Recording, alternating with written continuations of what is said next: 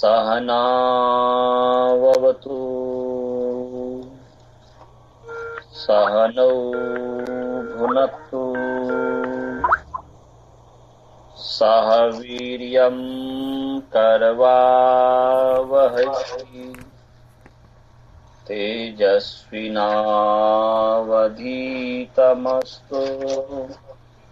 मा विद्विषावहै। ओम शांति शांति शांति। सभी को प्रथम वृत्ति पाठ में स्वागत है।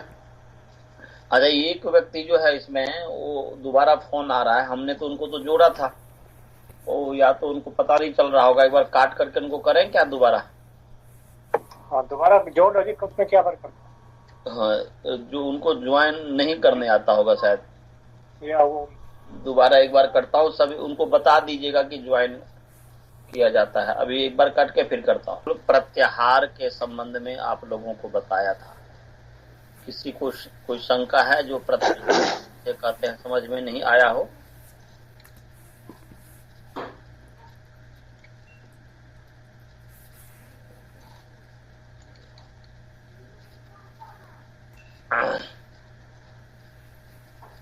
सभी को प्रत्याहार समझ में आ गया?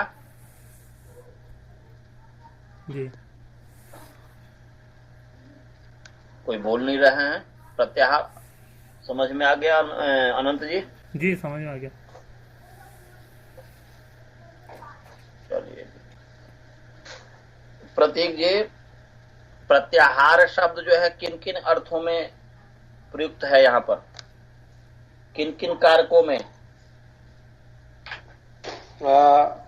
सप्तमी और तृतीया, यानी आधार अर्थ में और करण अर्थ में।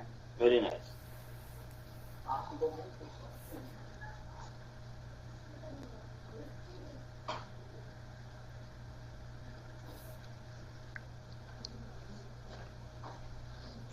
अधिकरण और करण अर्थ में, तो क्या अर्थ हो गया?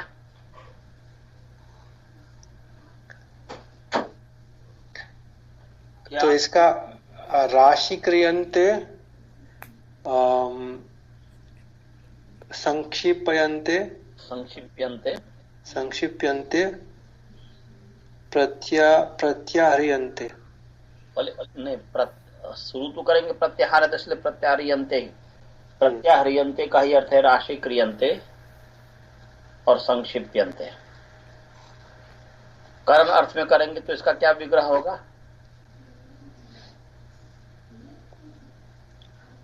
राशि क्रियन्ते, पहले प्रत्याह्रियन्ते से प्रत्याह्रियन्ते वर्णाः अनेन। हाँ ठीक, प्रत्याह्रियन्ते वर्णाः अनेन। क्या हिंदी में अर्थ हुआ इसका मतलब? जिसमें वर्णों को इकट्ठा करते हैं। हाँ? आपने करण अर्थ किया है?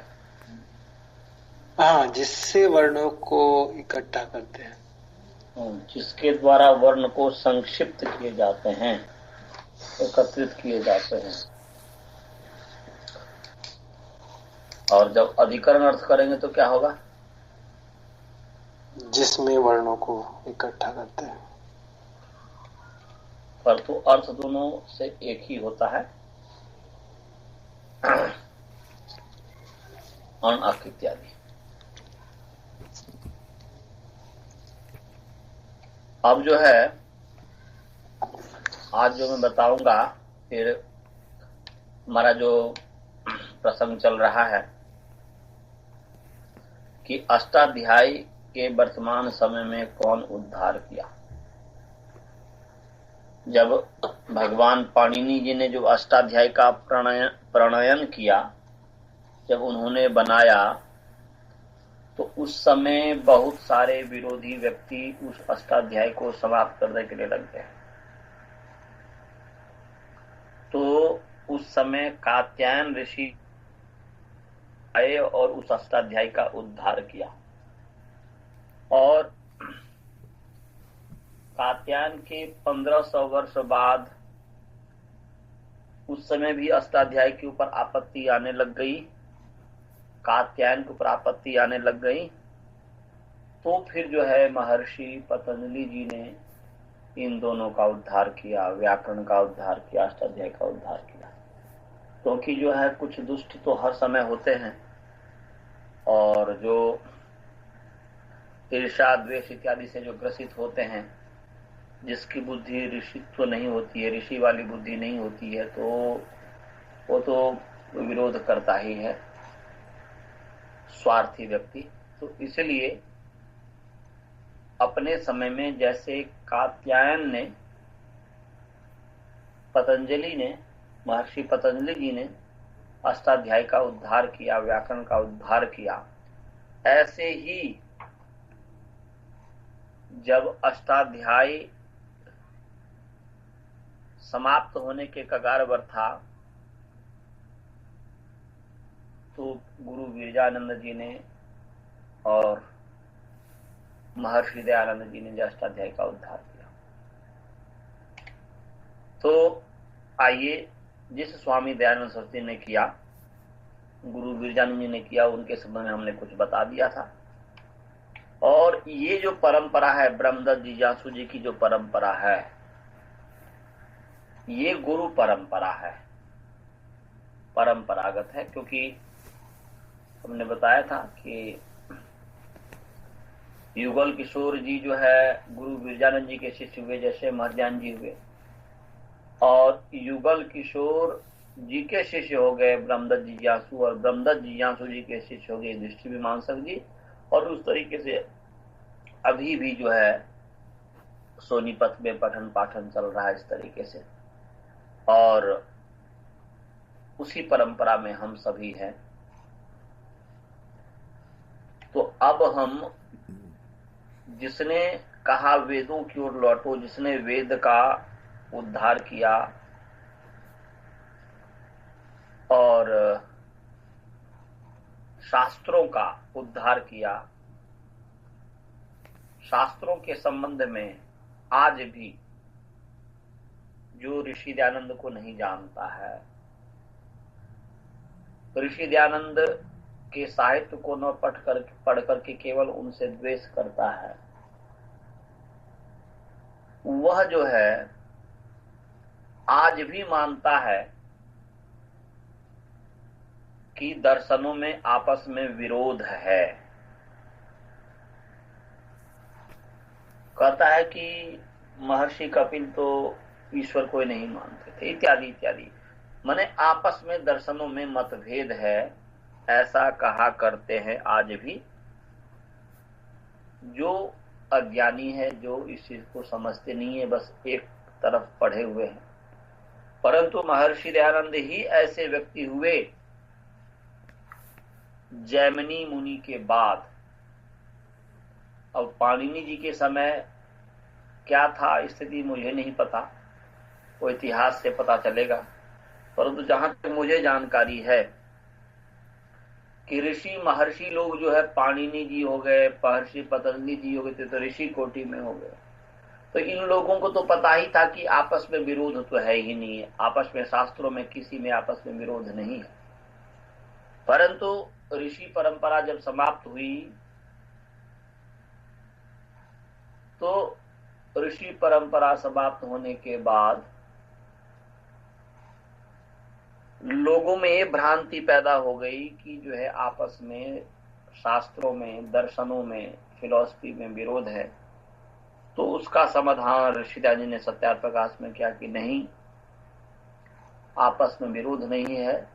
जो विरोध मानता है उसके मस्तिष्क में ही विरोध है, वो उस चीज को जानता नहीं है। और उन्हें बहुत ही अच्छे योग दर्शन का क्या सिद्धांत है, सांख्य का क्या सिद्धांत है। और उन्होंने कहा कि जैसे एक कोई छत बनाता हो, छप्पर लगाता हो, तो 10 व्यक्ति मिलकर के उस छप्पर को छत में डालता है, ऊपर डालता है। इसी तरीके से यह सृष्टि कैसे बना, सृष्टि का क्या कारण है। 6 ऋषियों ने, जो 6 दर्शन है, इन 6 ऋषियों ने वो जो जो उसमें कारण है सृष्टि बनने में, वह उनमें से एक एक का वर्णन किया। योग दर्शन ने ईश्वर को लेकर के किया, सांख्य दर्शन ने प्रकृति से लेकर के किया, वैशेषिक ने परमाणु से उससे आगे की बात कही। तो इत्यादि इत्यादि जो है अपने अपने ये करके सब जो है ईश्वर अपने पूरे सृष्टि के रहस्य को ही बताता है, आपस में कोई विरोध नहीं है। तो आइए उस स्वामी दयानंद सरस्वती के संबंध में कुछ जाने।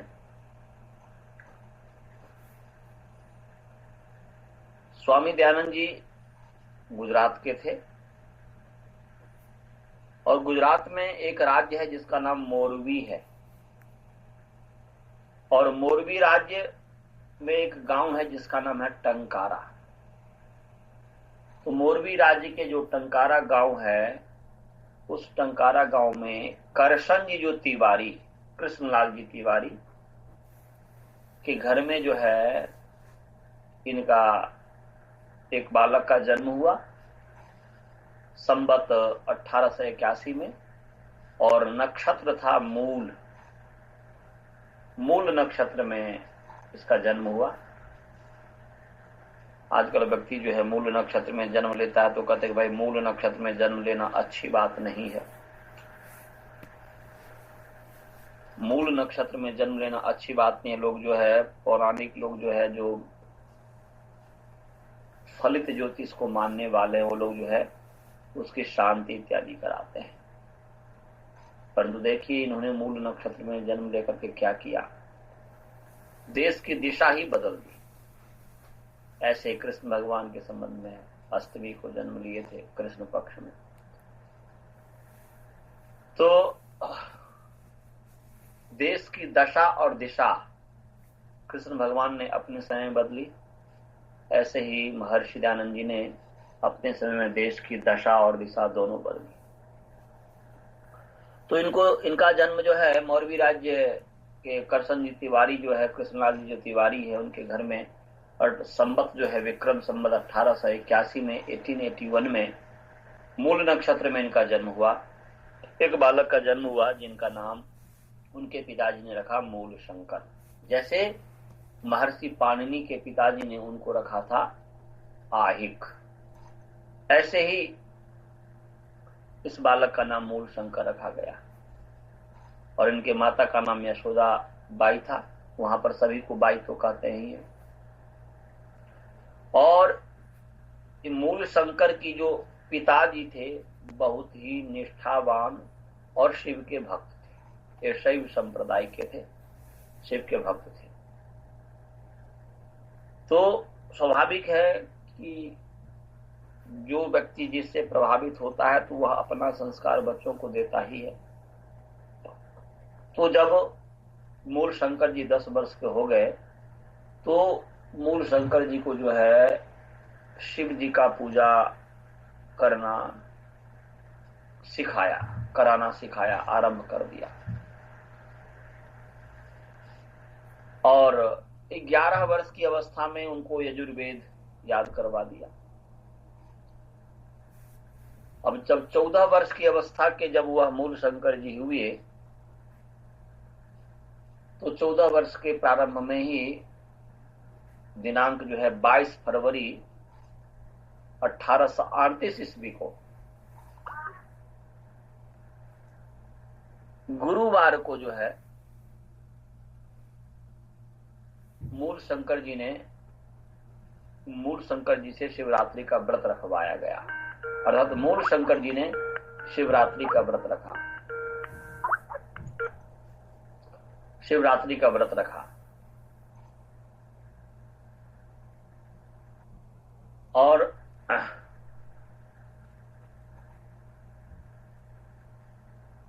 शिवरात्रि के व्रत में कहा जाता है कि जब व्रत रखा जाता है और सारी रात जो जागता है व्यक्ति, तो शिव पुराण में लिखा हुआ है कि उसको साक्षात शिव का दर्शन होता है।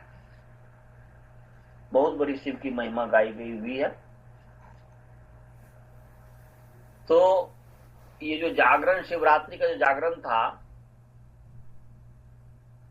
तो ये जागरण एक शिव का मंदिर, कुबेरनाथ का मंदिर था, पिताजी के द्वारा, उनके पिताजी के द्वारा ही बनाया गया हुआ था, क्योंकि अच्छे संभ्रांत थे, पैसे वाले थे, बनाया गया हुआ था। तो वो उसी में व्रत रखा गया, जागरण किया गया। और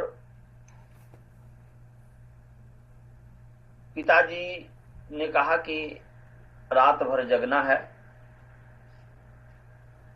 और जग करके ओम नमः शिवाय का जाप करना है। फिर जो है मध्य रात्रि में शिव जी दर्शन देंगे। तो वहां पर सब जागा हुआ था, परंतु धीरे धीरे सब सो गए। जैसे जैसे रात्रि गहरी होती गई वैसे वैसे ही जो है लोग सोते गए। अंतिम में कृष्णलाल जी तिवारी जो है, करशन जी जो तिवारी है, ये भी सो गए। अब बच गए केवल एक मूल शंकर जी। मूल शंकर जी को जब ही नींद आने की बात ये होती, क्योंकि उनके मन में उद्देश्य था कि मुझे शिव का दर्शन करना है, जो तीनों लोगों को चलाता है, संसार का निर्माण किया है, उस शिव का दर्शन करना है। और छोटा सा बालक है, 14 वर्ष का बालक है, तो वह जगा हुआ रहता है, अपने आंख में जो है पानी का छींटे मारता रहता है और जगता है, ओम नमः शिवाय का जाप करता है।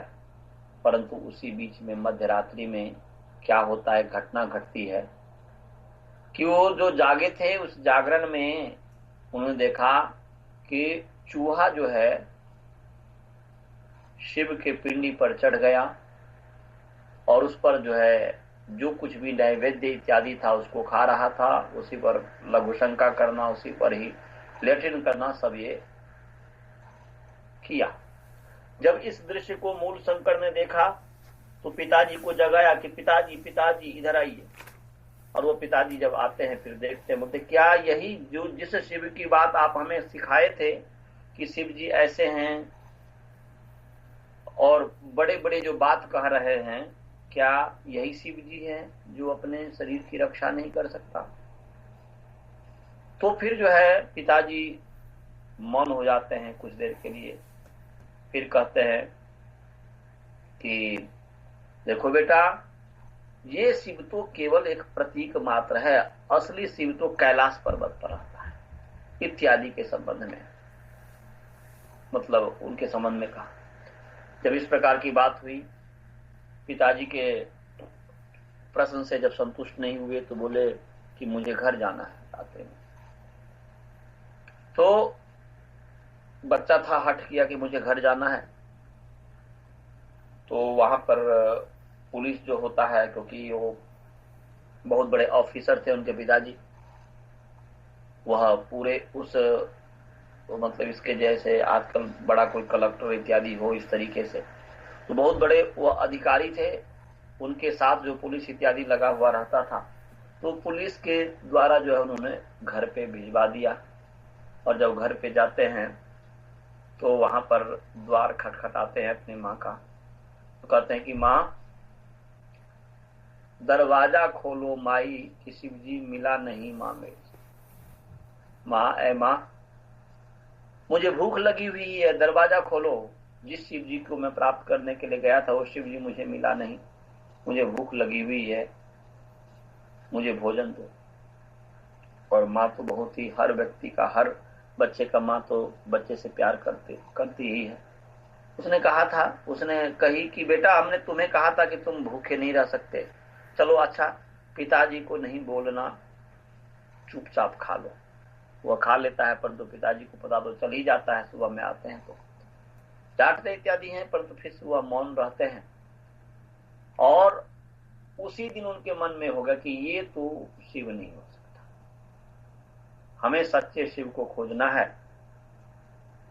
और उस सच्चे शिव के खोज में बार बार मस्तिष्क में आता रहा। वहां पर वो उनका मन नहीं लगता था।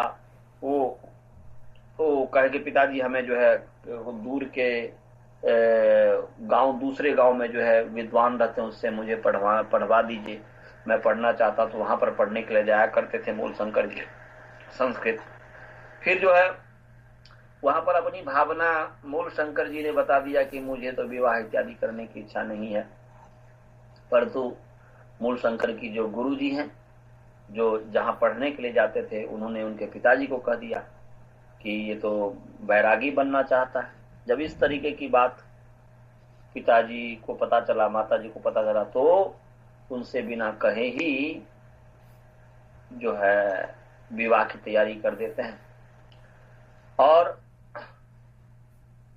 जब इनको पता चलता है तो विवाह से पहले ही जो है घर से निकल जाते हैं। तो मूल शंकर जी का जो विवाह होने का ही था कि घर के बंधन से, गृह बंधन से, विवाह के बंधन से बचने के लिए और सच्चे शिव का दर्शन करने के लिए 1846 ईस्वी में, 1846 ईस्वी में लगभग 21 वर्ष की अवस्था में घर से निकल पड़ते हैं और योगी जनों के तलाश में फिरते रहते हैं। और फिर बाद में ब्रह्मचारी बन करके उन जब ब्रह्मचारी की दीक्षा लेते हैं सायला में, सायला एक स्थान है, और उनका नाम शुद्ध चैतन्य माने शुद्ध चैतन्य बन जाता है, ब्रह्मचारी शुद्ध चैतन्य नाम हो जाता है। अब मूल शंकर जी से ब्रह्मचारी शुद्ध चैतन्य हो गए। अब कार्तिक स्नान का जो मेला लगता है, तो कार्तिक स्नान की मेला पर जो है, शुभ अवसर पर जो है, दिनांक 3/11/1846 में, अर्थात 3 नवंबर 1846 1846 ईस्वी में सिद्ध पर पहुंचते हैं। परंतु वहां पर किसी के द्वारा जो पता चल जाता है कि तुम्हारे बेटे को वहां पर हमने देखा है, तो वहां जाते हैं पकड़ने के लिए। परंतु वहीं से वो जो है रात्रि में चारों तरफ उनको जो है घेरा लगाया हुआ था पुलिस इत्यादि, परंतु लघु शंका इत्यादि के बहाने से वो निकल जाते हैं रात में और फिर जो है किसी बड़े से वृक्ष के ऊपर चढ़ जाते हैं और ऊपर से देख रहे होते हैं कि पुलिस इत्यादि जो है, इनके पिताजी इत्यादि सब जो है खोज रहे हैं। परंतु जब वो नहीं मिले, फिर जो है सुबह में वृक्ष से उतरते ही फिर चले जाते हैं। फिर वो कहते हैं कि जिंदगी में फिर जो है दोबारा फिर जो है परिवार से, पिताजी जैसे नहीं मिले। अब जो है ये मूल शंकर जी जो शुद्ध चैतन्य जो बन गए, वो अनेक स्थानों पर जो है विद्या ग्रहण करते रहते हैं और योग भी सीखते रहते हैं, राजयोग इत्यादि भी सीखते रहते हैं। 1848 ईस्वी में, 1848 ईस्वी में जो है कि चाणोदक न्याली एक स्थान है जहां पर जो है उन्होंने स्वामी परमानंद सरस्वती जी से संन्यास दीक्षा उन्होंने लिया और उनका नाम स्वामी दयानंद सरस्वती बन गया। और 1854 ईस्वी के अंत में जो है हरिद्वार में कुंभ मेला जो है वहां पर पहुंचते हैं और 1855 ईस्वी में जो है वह योगियों के खोज में जो है केदारनाथ, जोशीमठ इत्यादि के जो शंकराचार्य हैं, तो योगियों की खोज में जो है केदारनाथ और जोशीमठ के जो शंकराचार्य जी हैं, उस शंकराचार्य जी ने जो है इन्हें हरिद्वार में भेज देते हैं स्वामी पूर्णानंद जी के पास। और पूर्णानंद जी के पास जब जाते हैं, जो कि गुरु विरजानंद जी के गुरु जी थे, विद्याध्ययन की मतलब बता रहे हैं कि वहां पर विद्याध्ययन कीजिए। और दयानंद जी जो है उस यात्रा से, जोशीमठ इत्यादि जी केदारनाथ जैसे जो यात्रा कर रहे थे, परिक्रमा कर रहे थे, तो उस यात्रा से लौट करके, पर्वत की यात्रा से लौट करके जो है 1855 ईस्वी में लगभग 108 वर्ष के जो अति वृद्ध सन्यासी स्वामी पूर्णानंद जी हैं उनके पास पहुंचते हैं। और ये बहुत ही अति वृद्ध हो गए थे स्वामी पूर्णानंद जी, तो वो मौन रहा करते थे, पढ़ाते नहीं थे। उन्होंने लिख करके जो दयानंद को कहा कि मेरा शिष्य विरजानंद है, उसके पास तुम चले जाओ, वहां पर जाने के लिए प्रेरणा दी। तो स्वामी दयानंद जो है 1857 के स्वतंत्रता आंदोलन में, बीच में जो है वह 1855 में ईस्वी में जो है वहां पर गए हैं, परंतु बीच में एक स्वतंत्रता आंदोलन 1857 में जो स्वतंत्रता आंदोलन हुआ प्रथम, तो इस स्वतंत्रता आंदोलन में ये व्यस्त हो गए। यह जगह जगह जाकर के स्वतंत्रता की बात करते रहे, लोगों को राजा महाराजा इत्यादि सबको जो है प्रेरित करते रहे। तो स्वामी दयानंद जी जो है 1857 में स्वतंत्रता आंदोलन में व्यस्त हो गए, तो वहां नहीं जा पाए गुरु विजयानंद के पास। स्वामी पूर्णानंद के आदेशानुसार मथुरा वो नहीं जा सके, और जब स्वतंत्रता आंदोलन हो गया उसके पश्चात जो है दिनांक 14 नवंबर 1860 ईस्वी में जो है बुधवार को स्वामी दयानंद जी मथुरा पहुंचते हैं और स्वामी विजयानंद जी के पाठशाला का दरवाजा खटखटाते हैं। भीतर से आवाज आती है कि कौन? तो इसी पर दयानंद जी कहते हैं कि यही तो मैं जानने आया हूं कि कौन हूं मैं। तो फिर द्वार खुलता है, फिर उनके वह शिष्य बन जाते हैं। तो दयानंद जी ने दंडी जी ने पहले पूछा कि क्या क्या पढ़े हो, क्या क्या पढ़े हो? उन्होंने कहा कि सिद्धांत कौमुदी, मनोरमा, लघु, माने जो भी जितने भी गुरु विरजानंद जी पढ़े हुए थे, मतलब 90 व्याकरण जो है वो सब पढ़े हुए थे। इनके पास पढ़ने से पहले वो सब पढ़े हुए थे।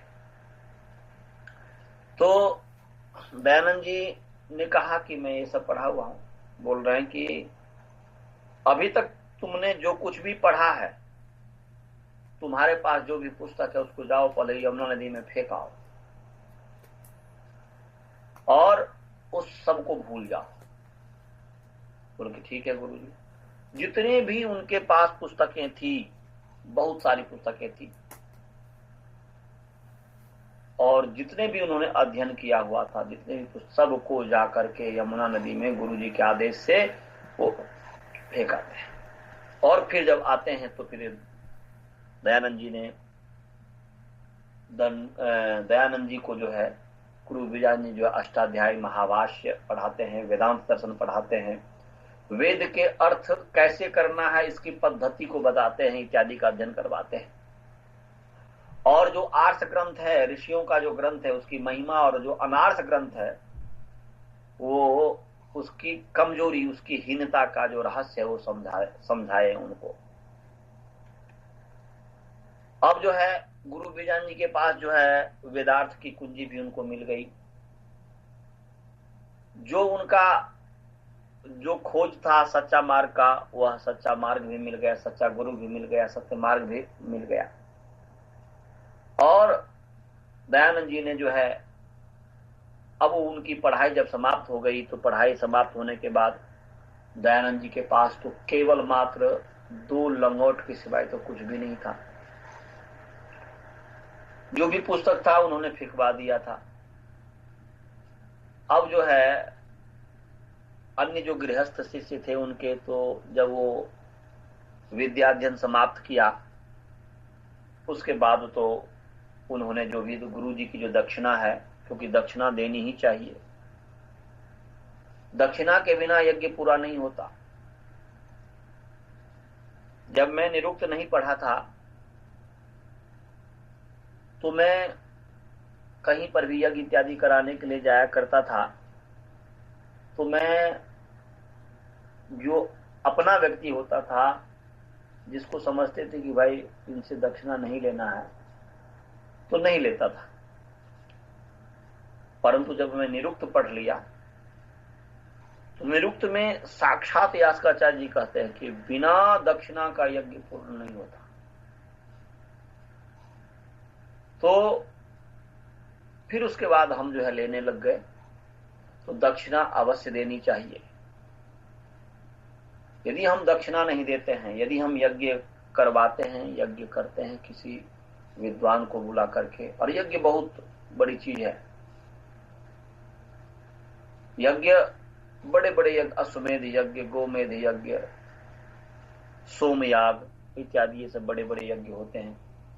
ऐसे ही यज्ञ जो है अभी जो मैं आपको पढ़ा रहा हूं, यह भी एक यज्ञ है। सबसे बड़ा तो यज्ञ तो विद्यादान रूपी यज्ञ है। ईश्वर आत्मा परमात्मा संबंधी जो ज्ञान करवाता है, तो यह यज्ञ है। तो जो भी यज्ञ होता है हमें अपनी श्रद्धानुसार पूरी भक्ति के साथ, ये मन में भावना नहीं होनी चाहिए किसी के मन में। देखो, दो तरीके से व्यक्ति को दिया जाता है। एक तो ऐसा देना होता है कि किसी के ऊपर दया आ गई कि इसको नहीं है बेचारे को, इसलिए चलो दे देते हैं। हीन भावना से दया आई, और वो ऐसा नहीं। परंतु गुरु के प्रति ऐसी भावना नहीं होनी चाहिए। जो यज्ञ करते हैं, जो भी हम किसी विद्वान को कुछ देते हैं, तो ऐसी भावना नहीं होनी चाहिए। एक अपना ड्यूटी समझ करके, अपना कर्तव्य समझ करके। जैसे मैं पढ़ाता हूं आप लोग को, तो मेरे मस्तिष्क में ये भावना है कि मेरा कर्तव्य है।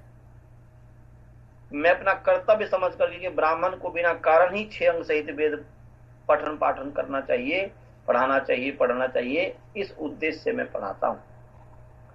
तो किसी को भी, यदि आपके जहां पर भी विद्वान हो, जो भी वेदादि सत्य शास्त्र का प्रचार प्रसार करने वाले हो, तो उनको आप दक्षिणा दें तो दया के रूप में कभी न दें, एक कर्तव्य समझ करके दें, अवश्य दें। श्रद्धया दें, श्रद्धा से दें, और श्रद्धया दें। श्रद्धा नहीं है तो अश्रद्धा है, परंतु दें। फिर जब श्रद्धा भी समाप्त हो गई, अश्रद्धा है, अश्रद्धा हो गई, तो बोलते हैं क्रिया दें, लज्जा से दें।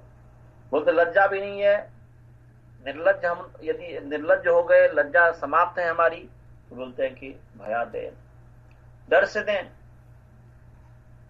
और ऐसा दें कि यदि हम नहीं देंगे तो परमात्मा, हम जब इस दुनिया से जाएंगे तो परमात्मा पूछेंगे कि जीवन में तुमने क्या किया, क्या दिया, विद्या दान दिया या कोई अन्य चीज का दान दिया, क्या दिया। तो इत्यादि कहा है, संविदा देयम, ज्ञान पूर्वक दें, परंतु देना अवश्य चाहिए। तो ऐसे ही गुरु बिरजानंद जी से जब पाठ समाप्त हो जाता है, विद्यार्थी के पास कहां कुछ होता है। तो अब दक्षिणा देने की बारी आई। तो दक्षिणा देने की जब बारी आती है, तो उस समय उन्होंने सोचा, गुरु विद्यानंद जी के लिए सोचा ऋषिदान जी ने, कि सबसे प्रिय चीज हमारे गुरु जी के लिए क्या है, क्या चीज उनको प्रिय लगता है। तो लौंग उनको बहुत ही प्रिय था उस समय। तो दूसरे किसी से, उनके पास वो भी नहीं, किसी से मांग करके, भिक्षा मांग करके लौंग लेकर के आते हैं और गुरुवर की सेवा में उपस्थित हो जाते हैं। क्योंकि लौंग जो है गुरु जी का बहुत ही प्रिय पदार्थ था। तो विरजानंद जी बोलते हैं कि दयानंद, क्या तुम्हें लौंग के लिए ही मैंने तुम्हें पढ़ाया है? क्या तुम मुझे जो भक्ति पूर्वक जो है मुझे लौंग ले अच्छा लगता है, तो लौंग के लिए ही मैं लौंग लेने के लिए तुम्हें पढ़ाया हूं? इतने मात्र से गुरु दक्षिणा नहीं होगी। मेरे आपसे मुझे ये नहीं चाहिए दयानंद, तुमसे मुझे लौंग की गुरु दक्षिणा नहीं चाहिए। तुम लाए हो श्रद्धा पूर्वक, भक्ति पूर्वक, ठीक है, रख दो, परंतु तुमसे तो मुझे और कुछ चाहिए। मुझे गुरु दक्षिणा में मुझे तुमसे तो और कुछ दूसरे ही कुछ मांगना है। क्या मैं जो मांगूंगा तुम उस वस्तु को तुम दे सकते हो? दयानंद जी बोलते हैं कि मेरा रोम रोम आपके आदेशार्थ समर्पित है गुरुजी, आप आदेश तो करिए।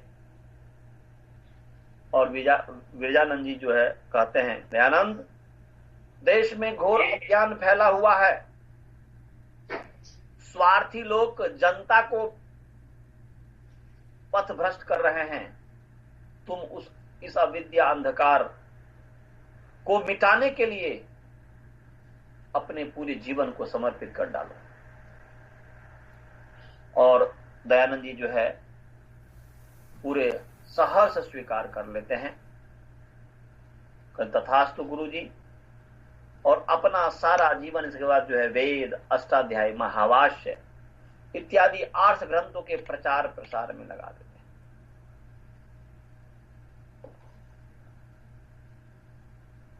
और स्वामी दयानंद जी ने जो एक शिक्षा पद्धति उसके बाद जो बनाई आप सभी से मैं निवेदन करूंगा कि सत्यार्थ प्रकाश का जो तीसरा समोल्लास है, पेज नंबर कितना है मुझे नहीं पता, परंतु सत्यार्थ प्रकाश का जो हिंदी में, अंग्रेजी में भी होगा तीसरे समोल्लास में, पठन पाठन विधि करके है, उसको अवश्य पढ़िए। क्या कौन कौन से पुस्तक हम पढ़ें, कौन से न पढ़ें, उसमें बहुत ही अच्छी तरीके से लिखे हैं वो कि कैसे हमें करें। उसी तरीके से मैं कोशिश करूंगा कि आपको जो है अष्टाध्यायी समझाने का।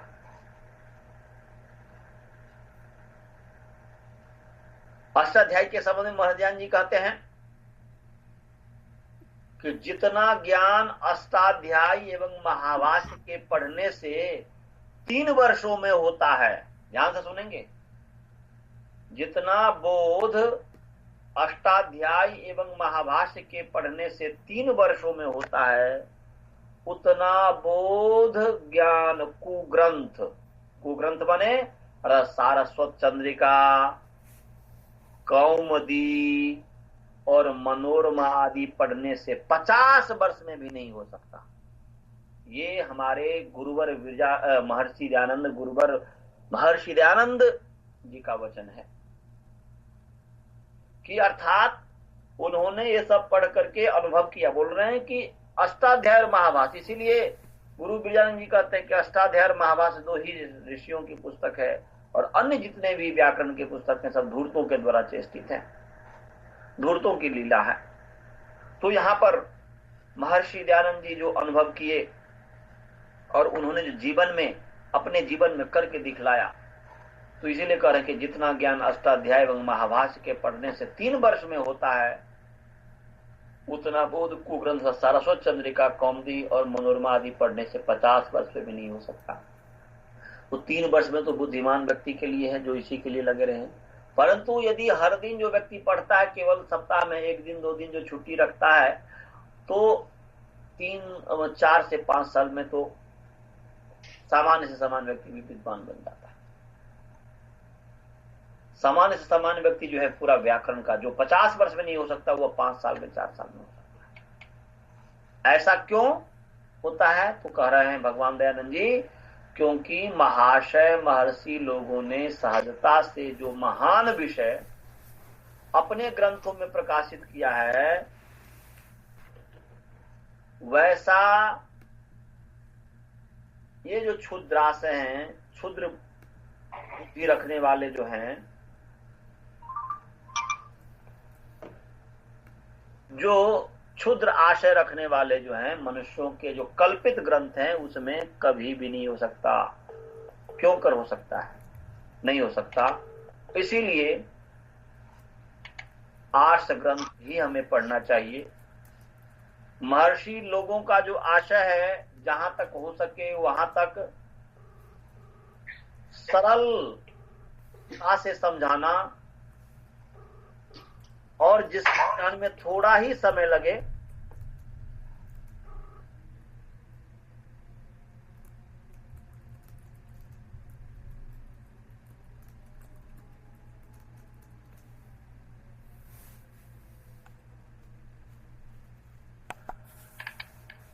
इस प्रकार की बात है। क्या क्या ग्रंथ हमें नहीं पढ़ना चाहिए, इस चीज के संबंध में यदि आपको समझना हो तो आप सत्यार्थ प्रकाश पढ़िए, तीसरा समोल्लास। उसमें करें कि वर्तमान समय जो शिक्षा ग्रंथ अथवा शिक्षाम प्रवक्ष्यामि पाणिनि मतम यथा इत्यादि जो शिक्षा ग्रंथ है, व्याकरण का तंत्र है, सारस्वत चंद्रिका है, मुग्धबोध है, कौमुदी है, शेखर है, मनोरमा इत्यादि है, इस सबको नहीं पढ़ना चाहिए।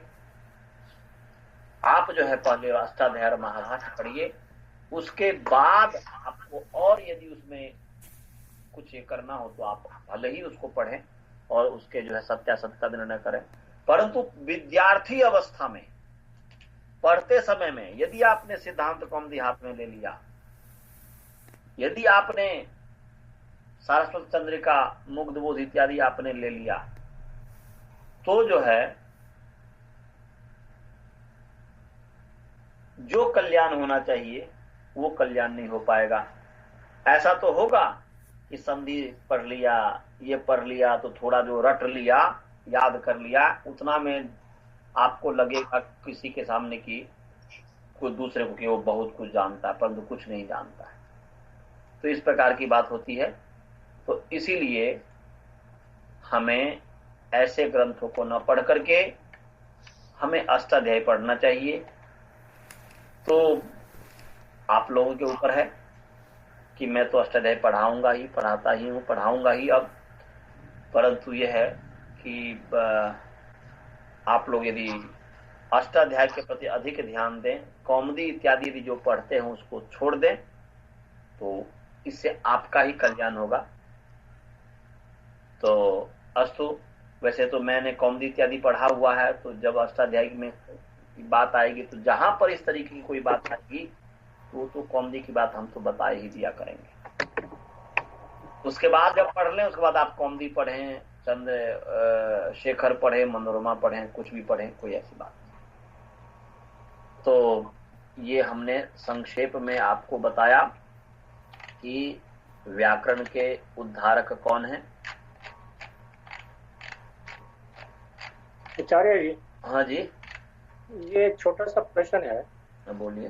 कि महर्षि दयानंद जी जब गिरिजानंद जी के आश्रम में जाते हैं तो किस जगह पे आश्रम था, किस शहर में था वो? मथुरा में। मथुरा में। जी धन्यवाद जी, मथुरा। और कोई प्रश्न किसी को?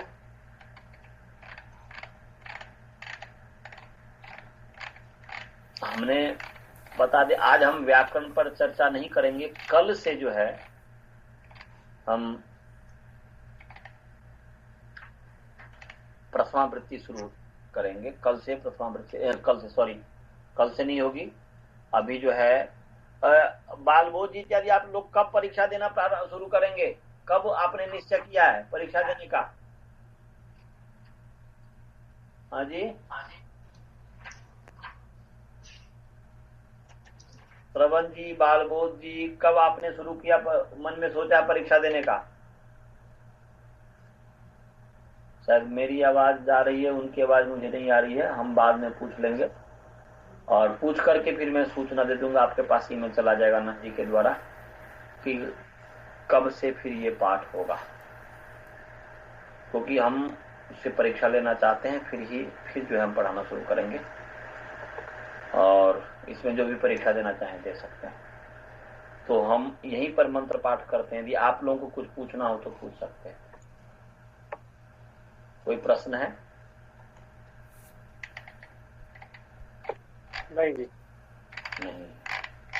अनंत जी, आप कोई प्रश्न है? नहीं आचार्य जी। नीता बहन जी, स्वाति बहन जी?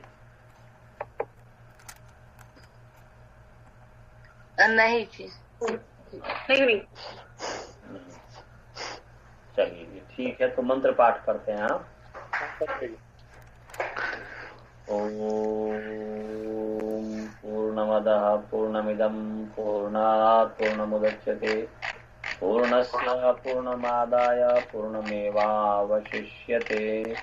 ओम शांति शांति शांति।